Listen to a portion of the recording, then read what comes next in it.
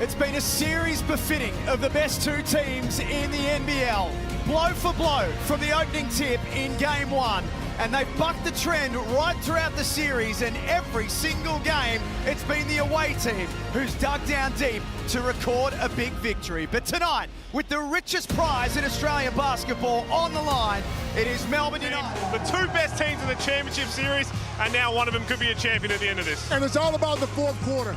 You know, these teams are pretty even all the way through until the fourth quarter, and then the real big time comes through at the end. Well, you look at that, the road due to his sheer consistency across this series, Leonard. Absolutely, and his numbers don't jump out at you. They've been stable across the line, but he's been solid as Illawarra Hawks, because he is due for one. Percentages and consistency says that he is going to explode at some point during this series. He's a big game player. He lives for the... Really grinds your gears. I'm a little bit disappointed, man, because like I said before, it's hard to reach this state in basketball.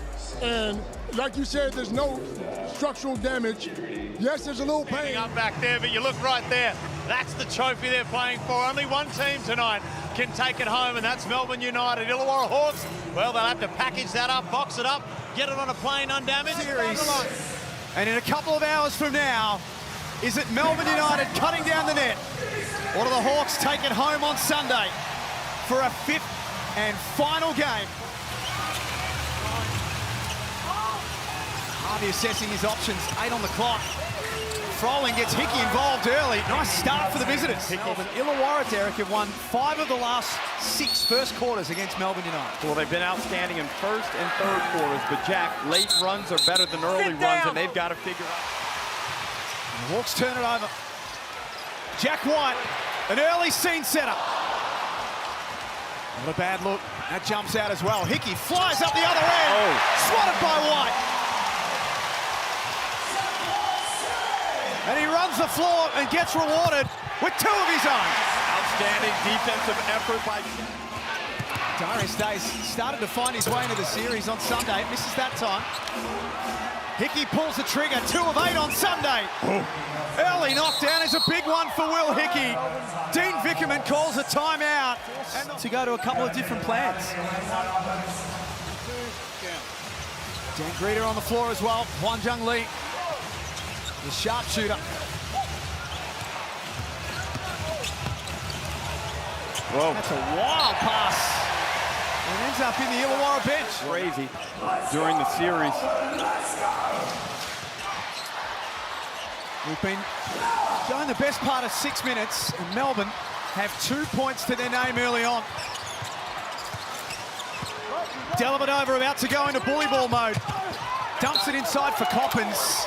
Wow, that looked like come off Coppins' leg. Hawks. They took 36 three-point field goal attempts in Game 3. In this one, they've only taken 1. They're a perfect 1-of-1 from the field. 43 blue. And that is by design. They've clearly made a conscious in the paint team in the competition, going to their strength. The game looks exactly the way that the Hawks want it right now. Lee with a foot on the line. In fact, it was behind the line. It counts for maximum. We're going to have a look at it. As you heard Vaughan Mabry ask for the replay centre to have a look at it. 10 points is Illawarra's lead. This is some sort of start with their season on the line. Flynn Cameron looks after that long rebound. Tanner Krebs has had a good playoff series. And that doesn't go either. A lot of contact in this game. Harvey slicing and dicing. Greeter pulls up.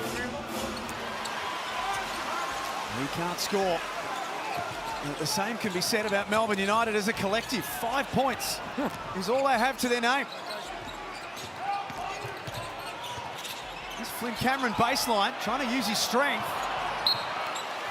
And full credit to the Hawks as we look at this Amy replay. Young Jung Lee stops and pops, knocks down his first field goal attempt, and it will be counted as a 3, Jack.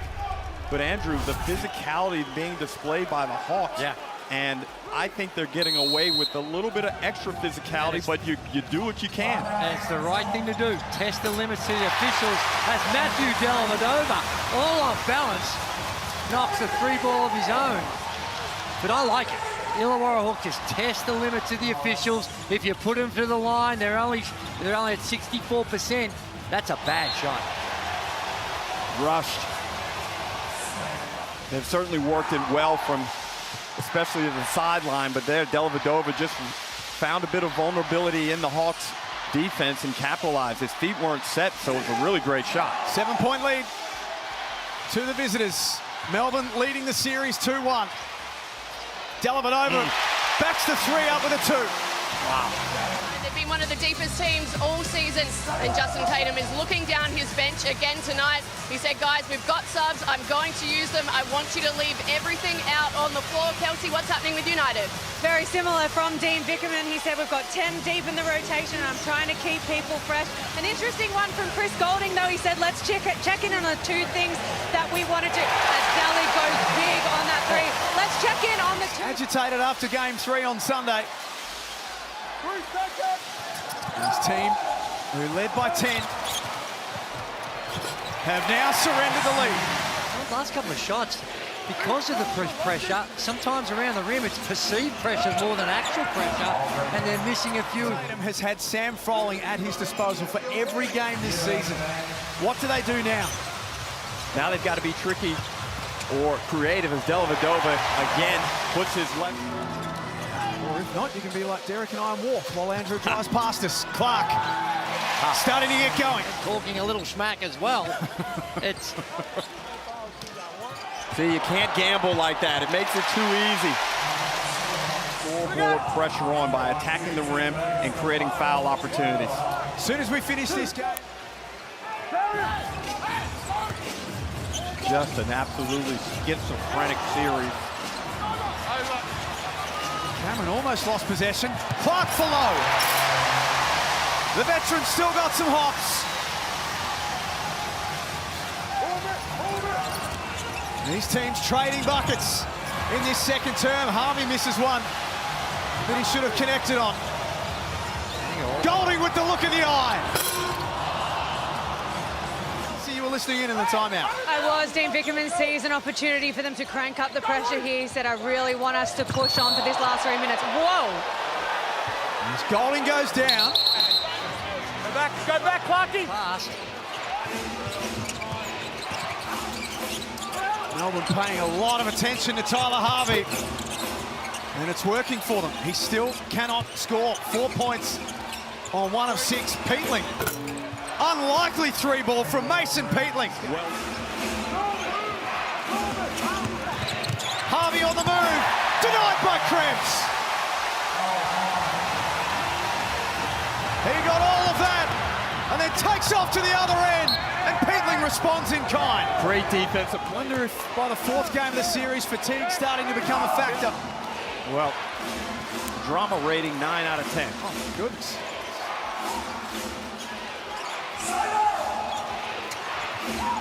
Hickey assesses his options. He's got a wide open Tyler Harvey. He cannot connect. Didn't get it to him in rhythm, Andrew. Oh, he's now 1 of 8, 0 of 5 from 3, coming off a 0 of 7 outing in game 3. Dellavedova manages to slip away from Hickey. It's not functional. Low off the glass, can't score.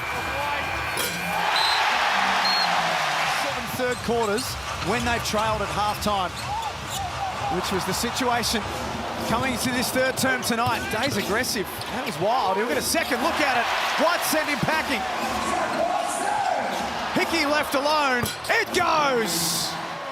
Well, Hickey. Clark certainly thought there was one. Dean Vickerman thought the same. Harvey, little floater drops. A look at the shot clock from Hickey. He bit off more than he could chew. White in transition. The next break, Andrew, Lee and Blanchfield will come into the game, and I'm curious to see how this plays out. And Illawarra doing a good job of punishing the on-ball screen defense of Melbourne United. And Chris Golding, as I said, memory of a goldfish. That is a sorry, sorry picture for Sam Froling. Ice on the Achilles. His day is done. His series is done. 176 consecutively. What have Illawarra done better in this third quarter, Derek and Gazy?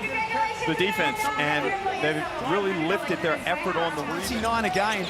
Jack White, 25. They look absolutely exhausted out there tonight. Oh, they can't find space. Hickey gave up the three and went exploring instead. A good decision. He's been very good with the ball. We've seen him be apprehensive at stages when he has a mismatch of Lee on him, but against the wingman, he's doing a really good job making shots. Golding. Back-to-back threes. Makes it a one-point game.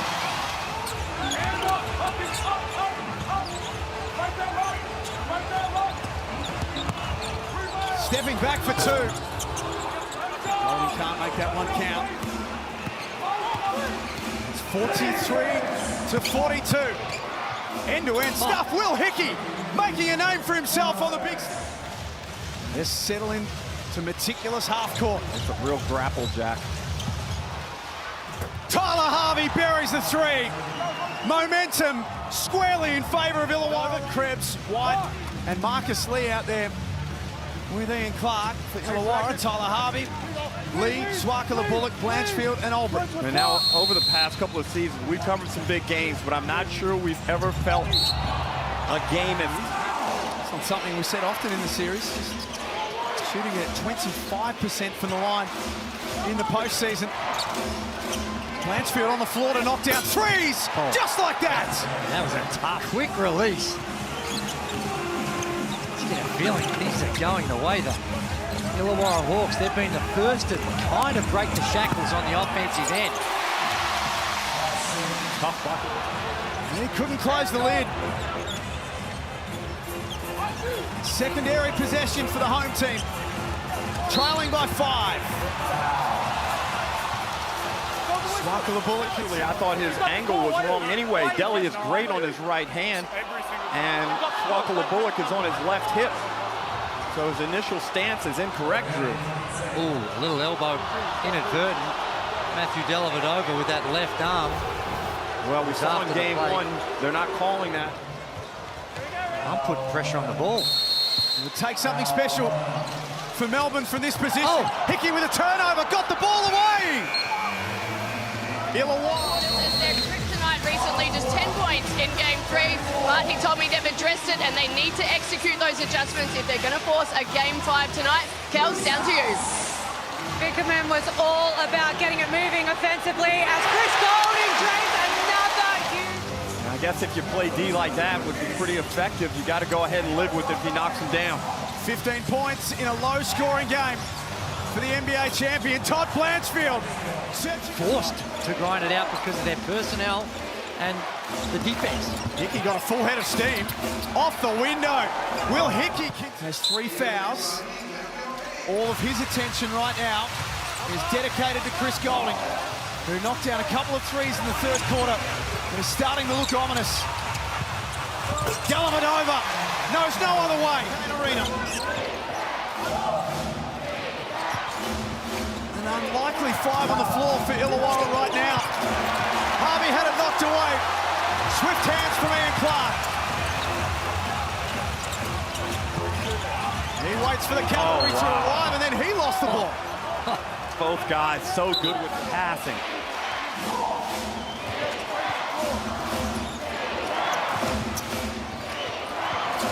Arena left open. Extra pass for Hickey was good, and the finish even better. They've had problems closing out series. And the road team's been dominant in this series, as it was last year as well. And a lot of that because of what's going on in their head and the pressure of a grand final series. It can be immense. 60-57 at John Cain Arena. That delay is airborne. Terrific support by the public. In this game, up for grabs, the championship. Up for grabs. Albrecht, big bucket out of the timeout. But it's Illawarra who lead the game.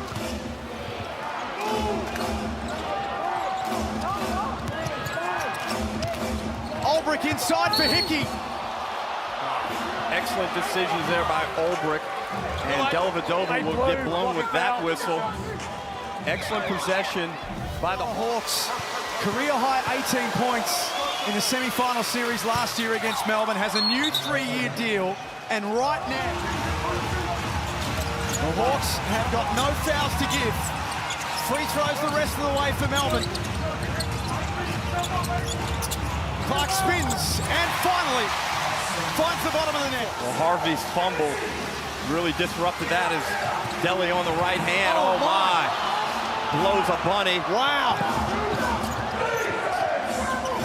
Even champions feeling the pressure. Darius Days left alone. Buries one. Didn't look like he wanted it. There's still a pulse for Melbourne United, but they need to get going. Here's Golding. That is a clear push from Tanner Krebs. Justin Tatum bleeding before that call was made. And he got exactly what he wanted. 11-point buffer. And what we're seeing here, this looks like it's game 5. Here we come. It'll take something miraculous for Melbourne now. That'll certainly help their cause. Krebs cuts it back to 9. Extended pressure. The Hawks have navigated their way through well and take it coast to coast to score. And that might be enough. Great composure in the fourth quarter. Clark finishes. But any concerns about their fourth quarter? Out of the prediction business. You and everyone else. We're all 0 from 4. For their program, I ran into their half on. With his own number on the back? Yeah, he's got it happening. Lowry flexing his championship. Every single time they've been trapped, Illawarra, they've been able to find a way through. Darius Days. Man, that 3-ball that he made was a huge, huge factor in the outcome of this contest. They've been big on the glass. That's 11 Start rebounds. the car. Yep. Hawks fans, jump online and get your tickets for Sunday.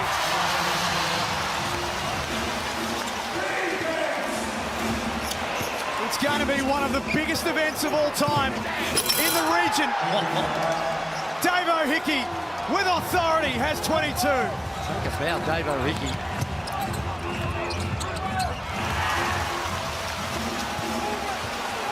Right for the bucket for Melbourne. And a little floater from Tyler Harvey. That's not going to count, but the ball's out of play. 14. Sense the amount of astonishment in our voices, because I think we both felt this was over. Yeah, certainly when Froling goes down. Hawks wind this thing down. A win full of grit and determination, and against all the odds, the Illawarra Hawks are headed home on Sunday with the series tied at 2 apiece in one of the most extraordinary wins. When you get that backs against the wall type situation, it looked nervous, but boy, were we wrong. They came out and showed great grit, determination, and when it counted most, they found a way to get that scoreboard ticking over where Melbourne United couldn't, in a very physical, grinding game. A small but adoring set of Illawarra fans here at John Cain Arena. And look at these scenes. They get to Sam Froling.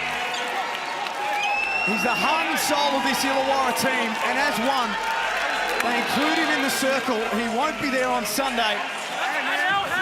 That is a beautiful gesture. And make no mistake about it, right there, that vision speaks volumes. This team does not feel about itself the way the rest of the public does. They believe they have enough, minus Kell, minus Froling, to go down and hold the home court for once in this series and win the trophy. Oh, it is, and we've been saying it all season. They've got coverage at every position, but this